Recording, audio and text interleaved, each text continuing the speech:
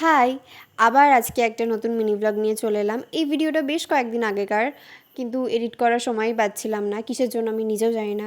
এত ল্যাদখোর কি আর করা যাবে? যাই হোক, সেদিন তো খুব গরম ছিল। কিন্তু যতই গরম হোক আমি বেরিয়ে এইসব চটপাটা মশলাদার খাবার খাবো না সেটা তো হতেই পারে না।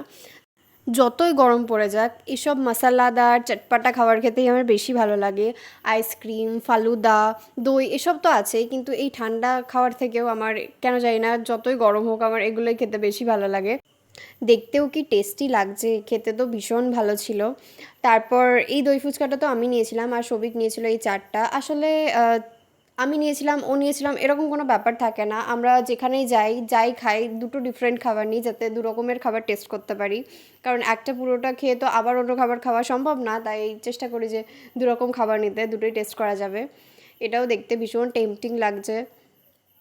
আর এসবে তো আমি মশলা, টক, মিষ্টি, ঝুরি ভাজা এগুলো চেয়েছি একটু বেশি বেশি করে নিই, যেটা আরও টেস্টি লাগে খেতে। তারপর মায়ের জন্য একটা প্লেট চাট প্যাক করে বাড়ি চলে এলাম।